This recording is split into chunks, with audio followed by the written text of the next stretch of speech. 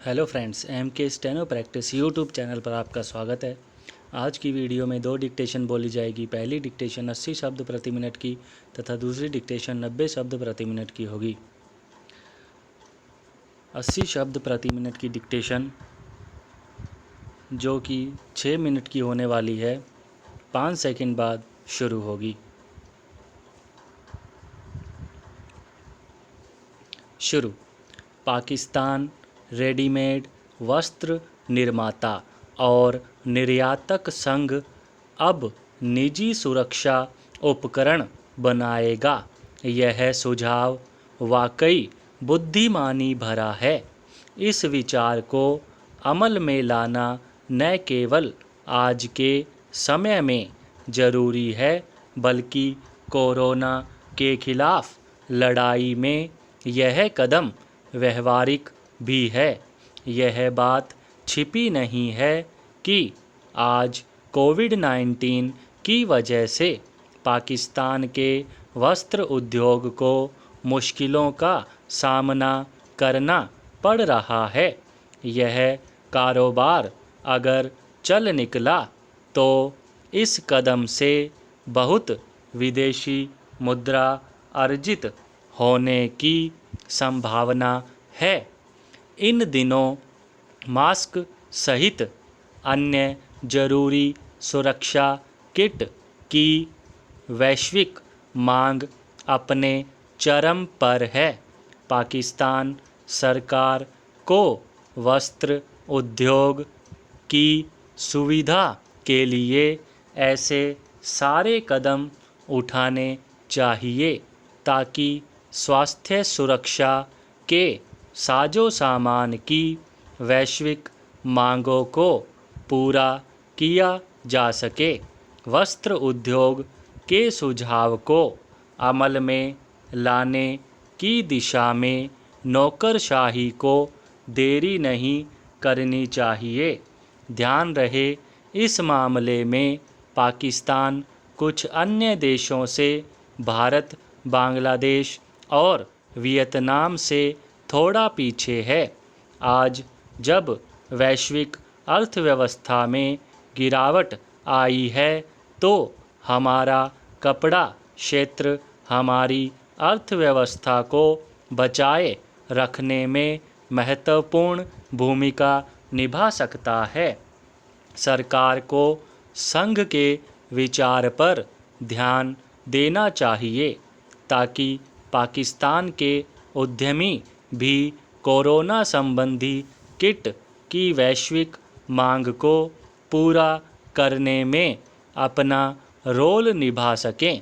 चूँकि कपड़ा पंजाब में उद्योग फिर से खुल रहा है, इसलिए यह अच्छा मौका है जिसका सरकार फ़ायदा उठा सकती है। पाकिस्तान के पास इस संबंध में आवश्यक प्रतिष्ठान मौजूद हैं।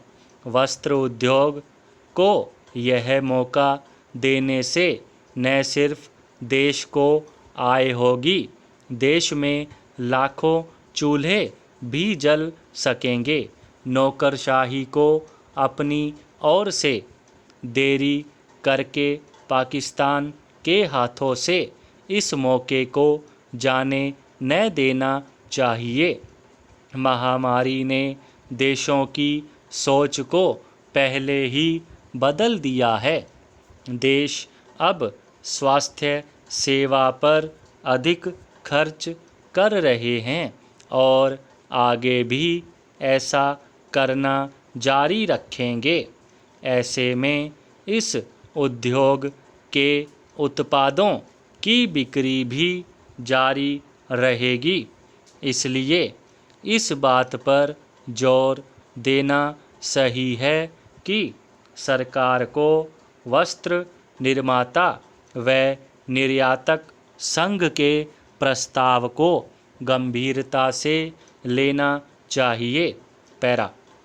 हिंदुस्तान में इस समय जो राजनीतिक गति अवरोध उपस्थित है, उसका इसी तरह बने रहना किसी को भी अभिष्ट नहीं है, लेकिन उसका अंत कैसे हो यही समस्या है। हर पक्ष सारा दोष भागी दूसरे ही पक्ष को समझता है और स्वभावत उसी पर सारी जिम्मेदारी रखता है। बीच के लोग इस उस की नुक्ताचीनी करके अपनी सलाहें और मध्य मार्ग पेश करते हैं। इनमें कई व्यर्थ भी होते हैं और कई किसी हद तक उपयोगी भी। इस तरह के कई उपाय आज भी पेश हैं, यद्यपि उन पर अमल होगा या नहीं यह कोई नहीं कह सकता। सारी समस्या सिमटकर अब आत्मनिर्णय के सवाल पर आ गई है।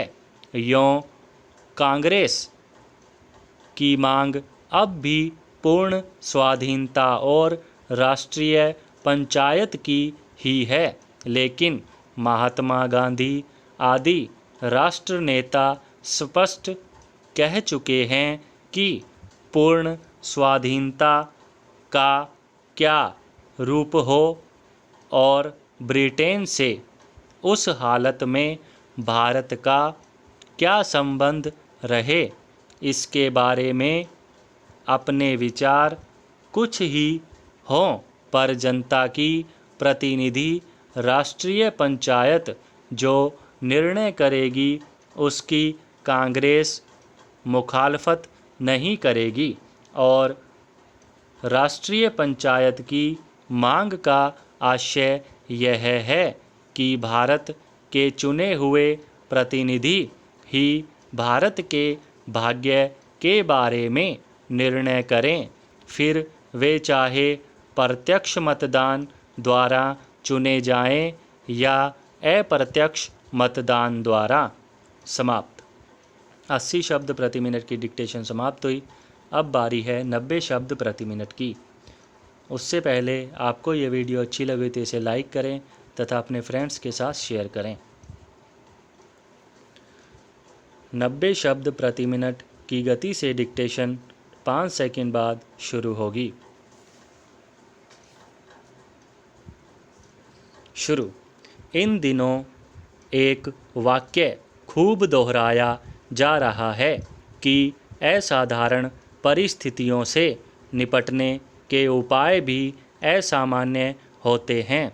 इसलिए दुनिया भर के साइंसदां कोविड-19 से निपटने के लिए जिस स्तर पर रिसर्च कर रहे हैं और इसके संक्रमण को रोकने के लिए वैक्सीन बनाने में जुटे हैं, वह अभूतपूर्व है। एक अच्छी खबर यह भी है कि तकरीबन 6 टीकों का इंसानों पर परीक्षण शुरू हो गया है।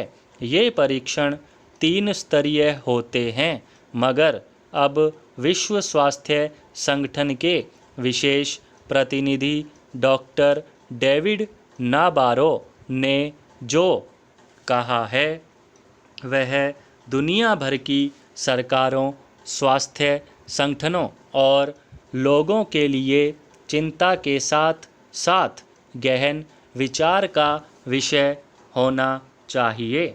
डॉक्टर डेविड के मुताबिक हम पक्के तौर पर नहीं कह सकते कि कोविड-19 की वैक्सीन तैयार हो ही जाएगी, और यदि हो भी गई तो गुणवत्ता व सुरक्षा की कसौटी पर वह 100% खरी उतरेगी।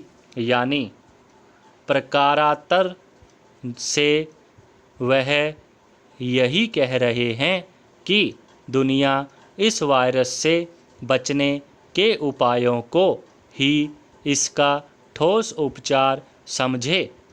विज्ञान की सबसे बड़ी विशेषता यह है कि वह अपनी सीमाओं को छिपाता नहीं है।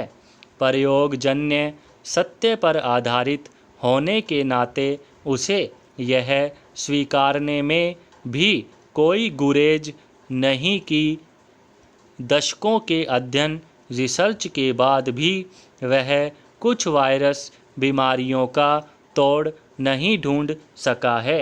HIV का उदाहरण हमारे सामने है। पिछले 4 दशकों से इस वायरस को पछाड़ने की कवायदें जारी है, मगर आज तक इसकी कोई वैक्सीन नहीं बन सकी। इस बीच 3 करोड़ से भी ज़्यादा लोग दुनिया भर में इसकी भेंट चढ़ चुके हैं। HIV के संक्रमण या डेंगू के मच्छरों से बचाव अपेक्षाकृत आसान है, पर क्या इन्होंने इंसानी जीवन शैली को प्रभावित नहीं किया? निसंदेह किया है। सच यही है कि जागरूक लोग अब इनकी जद में कम आते हैं। कोविड-19 से निपटने में भी जागरूकता ही फिलहाल सबसे बड़ी दवा है। न्यूजीलैंड, वियतनाम जैसे देशों ने दिखाया है कि इन दवा से यह मुश्किल जंग जीती जा सकती है। न्यूजीलैंड में 1486 संक्रमित लोगों में से 1300 से अधिक ठीक होकर अपने घर लौट चुके हैं, जबकि 9 करोड़ से भी अधिक आबादी वाले वियतनाम में एक भी नागरिक की जान इससे नहीं गई। इस तथ्य के बावजूद कि चीन से उसकी सीमाएं लगती हैं, वहाँ 271 संक्रमित लोगों में 232 ठीक हो चुके हैं। कोरोना संक्रमण के रोज-रोज बढ़ते आंकड़ों से सहमी हुई दुनिया को यह कबूल करना होगा कि उसे इस वायरस के साथ ही अभी जीना है और इसके लिए उसे कचरा फैलाने वाली अपनी पुरानी जीवन शैली का मोह त्यागना होगा। सरकार कितने कानून बनाएगी? कोई भी प्रशासन एक छोटी अवधि तक ही सख्ती बरत सकता है। अंततः इंसानी समाज को ही किसी कायदे कानून की लाज रखनी होती है। जब प्रश्न जिंदगी और मौत का हो तो तीसरा कोई विकल्प नहीं होता। फिजिकल डिस्टेंसिंग को बरतते हुए संक्रमित की शिनाख्त जब समाज के स्तर पर होगी, बगैर किसी नफरत और भेदभाव के, तभी इस महामारी पर जीत भी मिलेगी।